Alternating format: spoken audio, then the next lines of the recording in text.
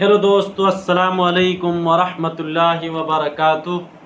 دا real Kerala story, اس سے پہلے ایک فلم آئی تھی کیرلا اسٹوری، جس میں مسلمانوں کو بدنام کرنے کے لیے، اسلام کو بدنام کرنے کے لیے اور لب جہاد، اسلام جہاد، مذہب جہاد، لینڈ جہاد اور اس طریقے کے مختلف جہاد کو ڈسکرائب کرنے کے لیے اس فلم کو بنایا گیا تھا۔ یعنی ایک ایسی فلم جس فلم میں مسلمانوں کو، اسلام کو، قرآن کو، اسلامک تعلیمات کو ڈیفیم کرنے کے پرپس سے جس اسٹوری کو بنایا گیا تھا، جس کے بارے میں انڈیا میں بہت ساری کنٹروورسی ہوئی کہ آیا یہ فلم ہندوستانی سماج اور مسلم سماج کے لیے سوٹیبل ہے کہ نہیں۔ یہ film totally based on reality تھی یا فکشنل تھی۔ اس فلم میں جو بتایا گیا تھا کیرلا فائل میں، کیا یہ بات سچ تھی جو حقیقت میں تھی، یا یہ ایک امیجنری فکشن بیسڈ تھی؟ جس فلم میں کئی ہزار مہیلاؤں کے، کئی ہزار خواتین کے اسلام میں کنورژن کی بات کی گئی تھی۔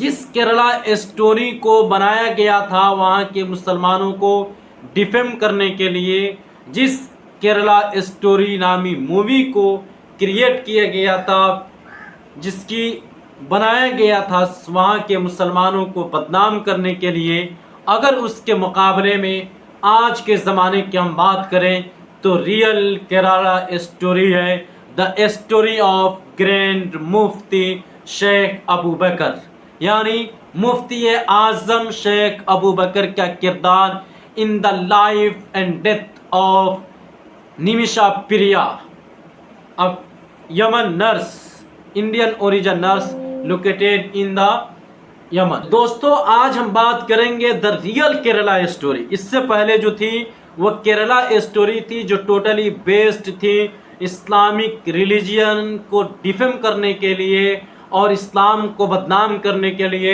مسلمانوں کو بدنام کرنے کے لیے، اسی مفتی اعظم کو اور اسی گرینڈ مفتی کو بدنام کرنے کے لیے، جس مووی کو انڈیا میں بہت سراہا گیا تھا دشمنان اسلام کی طرف سے، جس مووی کو بہت اپریشیٹ کیا گیا تھا اس لیے کہ وہ اسلامک ٹیچنگ کے اگینسٹ تھا۔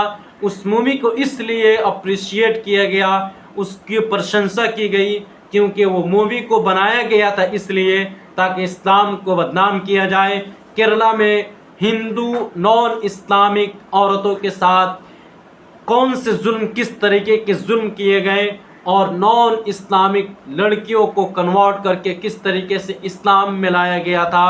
جس مووی کو بنایا گیا تھا گرینڈ مفتی، علماء اسلام اور اسلامک ریلیجیس کلرک پیپل اور اسلامک امام علماء کو ڈیفیم کرنے کے لیے، آج اسی ریئل کیرلا اسٹوری کے بارے میں بات کروں گا۔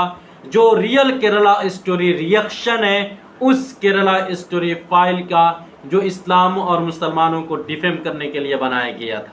لہٰذا آج کی اس ویڈیو میں ہم بات کریں گے کہ ریئل کیرلا اسٹوری جو ٹوٹلی بیسڈ ہے مفتی اعظم گرینڈ مفتی شیخ ابو بکر کے کردار کے اوپر، ان کے رول کے اوپر اور ان کے اس کارنامے کے اوپر جس کو انڈین گورنمنٹ نہیں کر پائی، جس کو انڈین ایمبیسی نہیں کر پائی، جس کو انڈیا کی سرکار سینٹرل اور اسٹیٹ لیول کی گورنمنٹ نہیں کر پائی، اس کام کو کس طریقے سے مفتی اعظم گرینڈ مفتی شیخ ابو بکر نے کر دکھایا کہ جس نرس کی موت، جس کی پھانسی وقت متعینہ سے طے تھی کہ 16 جولائی کو اس کو پھانسی دے دی جائے گی، جس کی موت کا تاریخ، موت کا وقت مقرر ہو چکا تھا یمن گورنمنٹ کی طرف سے، جس چیز کو، جس ڈیتھ سنٹینس، کیپٹل پنشمنٹ کو پوسٹ پون کرانے میں، جس کو منسوخ کرانے میں گورنمنٹ، انڈین گورنمنٹ فیل ہو چکی تھی اور Indian administration, Indian embassy totally fail ہو چکی تھی۔ دنیا کی ساری طاقتیں، دنیا کی ساری نگاہیں جس نرس کی لائف اینڈ ڈیتھ کے اوپر تھی، جس نرس کو بچانے کے لیے پوری دنیا کی جدوجہد اور کاوشیں لگ چکی تھی، کس طریقے سے اس مفتی اعظم نے، گرینڈ مفتی شیخ ابو بکر نے اس کردار کو ادا کیا کہ کس طریقے سے انہوں نے نمیشا پریا کی ڈیتھ، اس کے پھانسی اور اس کے کیپٹل پنشمنٹ کو کچھ دیر کے لیے کس طریقے سے انہوں نے ملتوی کرا دیا ہے۔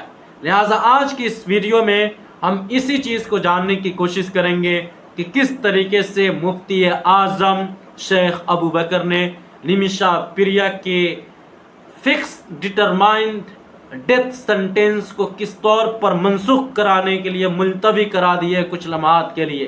سب سے پہلے ہم کو جاننا چاہیے کہ نمیشا پریا کون ہے اور ان کی اسٹوری کیا ہے، اور وہ کون سے مقدمات، وہ کون سے جرائم، وہ کون سے گناہ ہیں جس کی وجہ سے نمیشا پریا کو یمنی عدالت نے ان کو ڈیتھ سنٹینس سنایا ہے، پھانسی کی سزا قتل عام کیوں سنایا ہے۔ اس سے پہلے میں بتا دوں کہ یمن میں ایک اسلامی شریعہ، اسلامک کنٹری ہے جہاں پہ اسلامک شریعت، اسلامک لاز چلتے ہیں جس کو شریعہ کہتے ہیں۔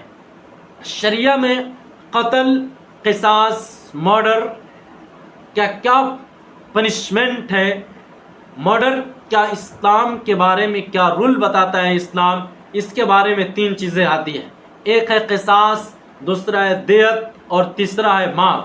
قصاص کا مطلب یہ ہے کہ اگر کوئی انسان کسی انسان کو قتل کرتا ہے، کوئی انسان کسی انسان کو مرڈر کرتا ہے، تو اس کے بدلے میں اس انسان کو بھی اسی طریقے سے مرڈر کر دیا جائے۔ جس طریقے سے قاتل نے مقتول کو ذبح کیا ہے، مقتول کا مرڈر کیا ہے، مقتول کو قتل کیا ہے، اسی طریقے سے مقتول کے وارثین اس کے ہیر کو یہ حق حاصل ہے کہ قاتل کو بھی اسی طریقے سے ڈیتھ پنشمنٹ دیا جائے، اسی طریقے سے اس کو قتل کر دیا جائے۔ یہ سب سے پہلا اسٹیپ ہے، سب سے سخت، سب سے ہائیسٹ پنشمنٹ ہے مرڈر کا ان لائٹ آف شریعہ۔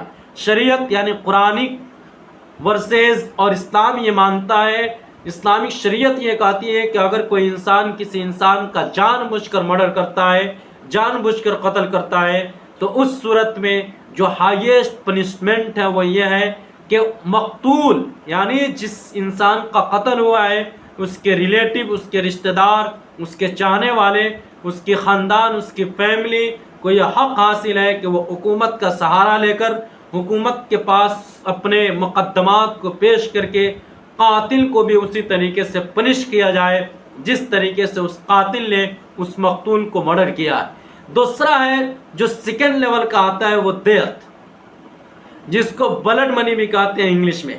اسلام کا یہ سیکنڈ پنشمنٹ ہے، سیکنڈ لیول کا پنشمنٹ ہے کہ اگر قاتل کسی انسان کو قتل کر دیتا ہے، مقتول کو مار دیا ہے، تو اب مقتول کے وارثین کو یہ حق حاصل ہے کہ وہ ایک فکسڈ اماؤنٹ، اس بلڈ، اس کے قتل کا ایک منی، ایک اماؤنٹ فکس کر دیا جائے، اس اماؤنٹ کے مطابق اس قاتل سے اس روپی کو، اس دیت کو، اس پراپرٹی کو لے کر اس کی جان چھوڑ دی جائے۔ اس کے بارے میں اب یہ بات آتی ہے کہ دیت کی مقدار کتنی ہونی چاہیے۔ اس کے بارے میں اسلامک فقہ میں لکھا ہے کہ 100 اونٹ کی مقدار ہے، کچھ لوگ کہتے ہیں 150 اونٹ ہے، اس میں گھوڑے کی مقدار بیان کی جاتی ہے۔ لے دے کر ایک ہیوج اماؤنٹ ہوتی ہے، ایک بہت ہی بڑی رقم ہوتی ہے، جس رقم کو لے کر مقتول کی فیملی قاتل کو چھوڑ سکتی ہے۔ نمیشا پریا کی کیس میں بھی مفتی اعظم گرینڈ مفتی شیخ ابو بکر نے دیت کا حوالہ دیا ہے کہ اس نمیشا پریا کو دیت یعنی ایک بلڈ منی دے کر اس کی جان کو چھوڑا دیا جائے، اس کی جان کو چھوڑ دی جائے، اس کو معاف کر دیا جائے۔ بلڈ منی کی مقدار جو ہے $1 ملین کی اماؤنٹ فکس کی گئی تھی۔ شیخ ابو بکر یعنی گرینڈ مفتی اعظم شیخ ابو بکر نے مقتول کے وارثین کو یہ حق دیا تھا کہ آپ ان سے $1 ملین آپ اس سے لے لیجئے اور اس کی جان کو معاف کر دیا جائے۔ سیو نمیشا انٹرنیشنل ایکشن ایک سوسائٹی بھی ہے جو بلڈ منی اس کے لیے کلیکٹ کر رہی ہے. لہٰذا جو لوگ اس میں وہ لینا چاہتے ہیں اس میں حصہ داری اس نمیشا پریا انڈین نیشنل کو انڈین اوریجن نرس کے اگر لائف کو بچانے میں اس کو سیو کرنے میں تو آپ سیو نمیشا انٹرنیشنل ایکشن سوسائٹی کو آپ فنڈ دے سکتے ہیں. آپ گوگل کے اوپر سرچ کر کے آپ اس کو ڈونیٹ کر سکتے ہیں. بارگاہ نمیشا پریا کی معافی کے لیے مفتی اعظم گرینڈ مفتی شیخ ابو بکر نے سب سے پہلے جو انہوں نے کہا کہ یہ نیشنل رسپانسبلٹی ہے, ہماری قومی ذمہ داری ہے کہ وہ ہمارے نیشن کی ہے, ہماری دیش کی ہے, ہمارے وطن کی ہے, ہمارے انڈیا کی ہے, ہمارے دیش کی ہے, ہمارے وطن کی ہے, ہمارے خاک کی ہے, اس کی جان کو بچایا جائے. تو مفتی اعظم گرینڈ مفتی شیخ ابو بکر نے جو سب سے پہلا پوائنٹ اپنے مائنڈ میں رکھا وہ نیشنل رسپانسبلٹی کا رکھا کہ وہ ہمارے ایریا کی ہے, وہ ہمارے کنٹری کی ہے, اس کی لائف کو سیو کرنا ہماری ذمہ داری بنتی ہے, گورنمنٹ کی بھی ذمہ داری بنتی ہے, اور جتنے بھی انڈین ہیں اس سب کی یہ ذمہ داری بنتی ہے کہ بلڈ منی کسی طریقے سے دے کر اس کی جان کو بچایا جائے, نمیشا پریا کی جان کو بچایا جائے, اس کو پھانسی کی سزا سے بچا لیا جائے. یہ کہنا ہے مفتی اعظم گرینڈ مفتی شیخ ابو بکر کا. شیخ اب اسی وجہ سے ہم نے کہا کہ ریئل کیرلا اسٹوری یہ ہے نہ کہ وہ ہے جس کو فلم میں بتایا گیا تھا کہ کس طریقے سے دھرمانترن, کس طریقے سے ریلیجیس کنورژن کیا گیا کیرلا میں. لیکن ریئل کیرلا اسٹوری کی ہم بات کریں تو اس سب کا کریڈٹ اسے گرینڈ مفتی کو جاتا ہے جس مفتی اعظم نے نمیشا پریا کی ڈٹرمائنڈ ڈیٹ ایک فکس ڈیٹ کو میں پوسٹ پون کرا دیا. 16 جولائی یعنی 16 جولائی کو ان کو پھانسی ہو جانا چاہیے تھا, جیسا کہ یمن کے ایڈمنسٹریشن, یمن کی گورنمنٹ نے, یمن کی جوڈیشری سوسائٹی نے, جوڈیشری ڈپارٹمنٹ نے ان کے ڈیتھ کے ٹائم فکس کر دیا تھا. لیکن مفتی اعظم گرینڈ مفتی شیخ ابو بکر نے ان سے بات کی جس کے نتیجے میں ان کو پھانسی کی سزا سے بچایا گیا. تو دوستو سب سے پہلے ہم جان لیتے ہیں کہ نمیشا پریا کون ہے, کہاں سے آتی ہے, اور اس کا پورا ہسٹری کیا ہے, اس کی ڈیتھ کیا ہے, اس کو ہم بریف میں ہم جاننے کی کوشش کرتے ہیں. تو نمیشا پریا جو کیرلا کے ضلع فلگاٹ کے گاؤں کولگون سے تعلق رکھتی ہے, ایک انڈین خاتون تھی جنہوں نے اپنے خاندان کی مالی مدد کے لیے 2008 میں یمن کا رخ کیا. وہ ایک تربیت یافتہ, well educated, well experienced nurse تھی, لیکن کیرلا میں نوکری نہ ملنے کی وجہ سے انہوں نے یمن میں کام کرنے کا فیصلہ کیا. یمن کے دارالحکومت صنعاء میں انہوں نے ایک سرکاری اسپتال میں نرس کے طور پر کام شروع کیا. 2011 میں نمیشا کی شادی ایک ہم وطن سے ہوئی, ان کی ایک بیٹی بھی پیدا ہوئی. تاہم 2014 میں یمن میں بڑھتی ہوئی سیاسی بدامنی اور مالی مشکلات کی وجہ سے ان کے شوہر اور بیٹی واپس بھارت آ گئے, جبکہ نمیشا نے اپنے خاندان کی کفالت کے لیے یمن میں رہنے کا فیصلہ کیا. نمیشا نے اپنی پیشہ ورانہ زندگی کو آگے بڑھانے کے لیے 2014 میں صنعاء میں اپنا کلینک کھولنے کا منصوبہ بنایا. یمنی قانون کے مطابق غیر ملکی شہری کو کاروبار کے لیے ایک مقامی پارٹنر کی ضرورت ہوتی ہے. اسی ضرورت کے تحت انہوں نے طلال عبدو مہدی نامی ایک یمنی شہر کو اپنا کاروباری شراکت دار پارٹنر بنایا. نمیشا اور طلال عبدو مہدی کے درمیان کاروباری تعلق اختلافات پیدا ہوئے. نمیشا کے مطابق طلال نے ان کے پاسپورٹ پر قبضہ کر لیا اور انہیں مالی اور جسمانی طور پر ہراساں کیا. وہ ان کے کلینک سے پیسے بھی چوری کرتے تھے اور انہیں دھمکیاں بھی دیتے تھے. نمیشا نے مقامی پولیس سے مدد مانگی لیکن انہیں کوئی تحفظ نہ مل سکا. 2017 میں نمیشا نے اپنا پاسپورٹ واپس لینے کے لیے ایک انتہائی قدم اٹھایا. انہوں نے طلال کو پرسکون کرنے کے لیے ایک نشہ آور دوا دی, لیکن بدقسمتی سے اس کی زیادہ مقدار طلال کی موت کا باعث بن گئی. خوف زدہ ہو کر نمیشا نے طلال کی لاش کو ٹکڑے میں کاٹا اور ایک واٹر ٹینک میں پھینک دیا. اگست 2017 میں نمیشا کو سعودی عرب کی سرحد کے قریب گرفتار کر لیا گیا جب وہ یمن سے فرار ہونے کی کوشش کر رہی تھی. 2018 میں ان پر قتل کا مقدمہ چلا اور 2020 میں یمنی عدالت نے انہیں موت کی سزا سنا دی. 2023 میں یمن کی سپریم جوڈیشل کونسل نے ان کی اپیل مسترد کر دی اور جولائی 2025 کے لیے ان کی سزا پر عمل درآمد کا اعلان کر دیا. اب ہم بات کرتے ہیں کہ اس کیس کے اہم کردار کی، جس کو گرینڈ مفتی اعظم شیخ ابوبکر احمد کا کردار ہے۔ شیخ ابوبکر احمد، جنہیں کنتاپورم اے پی ابوبکر مسلیار کے نام سے بھی جانا جاتا ہے، بھارت کے ایک ممتاز سنی عالم دین ہے۔ وہ کیرلا کے شہر کوزیکوڈ سے تعلق رکھتے ہیں اور 94 ایئر کی عمر میں بھی دینی اور سماجی خدمات میں سرگرم ہے۔ 2019 میں آل انڈیا تنظیم علماء اسلام نے انہیں گرینڈ مفتی آف انڈیا یعنی مفتی اعظم کے عہدے پر منتخب کیا۔ اگرچہ یہ عہدہ سرکاری طور پر حکومتی منظور یافتہ نہیں ہے، یعنی انڈین گورنمنٹ اس کو نہیں مانتی ہے، لیکن یہ عزت افزا دینی مقام ہے جو بھارت کی سنی مسلم کمیونٹیز میں ان کی بلند حیثیت کی عکاسی کرتا ہے۔ شیخ ابوبکر احمد آل انڈیا سنی جماعت العلماء اور سماست کیرلا جمعیت علماء ہند کے جنرل سیکریٹری بھی ہیں۔ انہوں نے 1978 میں کیرلا میں مراکز الثقافتی سنیہ جمعیت مرکز کی بنیاد رکھی، جو ایک بڑا تعلیمی اور ثقافتی ادارہ ہے۔ وہ عالمی سطح پر بین المذاہب کانفرنسز اور اقوام متحدہ کے فورمز میں بھی بھارت کی نمائندگی کر چکے ہیں۔ گرینڈ مفتی کا کردار نہ صرف دینی رہنمائی تک محدود ہے، بلکہ سماجی مسائل، خاص طور پر انسانی حقوق اور انصاف کے معاملات میں بھی فعال ہے۔ نمیشا کے کیس میں ان کا کردار اسی انسانی ہمدردی اور دینی اصولوں پر مبنی ہے۔ نمیشا پریا کی سزا پر عمل درآمد کی تاریخ 16 جولائی 2025 تھی اور قریب آتے ہی ان کے خاندان اور حامیوں نے ممکن کوشش شروع کر دی۔ بھارت کی حکومت نے سپریم کورٹ میں کہا کہ وہ اس کیس میں زیادہ کچھ نہیں کر سکتی، کیونکہ بھارت کے یمن کے حوثی انتظامیہ کے ساتھ سفارتی تعلقات نہیں ہیں۔ ایسے میں کیرلا کے کانگریس رکن اسمبلی چنڈی اومن نے گرینڈ مفتی شیخ ابوبکر احمد سے رابطہ کیا اور ان سے درخواست کی کہ وہ نمیشا کی جان بچانے کے لیے اپنا اثر و رسوخ کا استعمال کرے۔ گرینڈ مفتی نے اس درخواست کو قبول کیا اور یمن کے ایک ممتاز صوفی عالم شیخ حبیب عمر بن حافظ سے رابطہ کیا۔ شیخ ابوبکر نے اسلامی قانون کے تحت دیت یعنی بلڈ منی کے اصول کو استعمال کرنے کی درخواست کی، جو یمن کے شرعی نظام میں ایک جائز متبادل اور الٹرنیٹو کے طور پر دیکھا جاتا ہے۔ دوستو، اب ہم بات کر لیتے ہیں کہ دیت کیا ہے، بلڈ منی کیا ہے۔ یہ ایک اسلامی قانونی تصور ہے جس کے تحت مقتول کے خاندان کو مالی معاوضہ ادا کر کے قصاص سزائے موت سے یعنی ڈیتھ سنٹینس سے بچایا جا سکتا ہے، بشرطے کہ مقتول کا خاندان معافی قبول کر لے۔ گرینڈ مفتی نے یمنی علماء سے رابطہ کیا اور ان سے کہا کہ وہ طلال عبد المہدی کے خاندان سے بات کرے تاکہ وہ نمیشا کو معاف کر دے۔ ان کی کوششوں کے نتیجے میں 15 جولائی 2025 کو یمن کی انتظامیہ نے نمیشا کی سزا پر عمل درآمد کو مؤخر کر دیا۔ ایک عارضی ریلیف تھا، لیکن اس نے نمیشا کے خاندان اور حامیوں کو امید کی ایک نئی کرن دی۔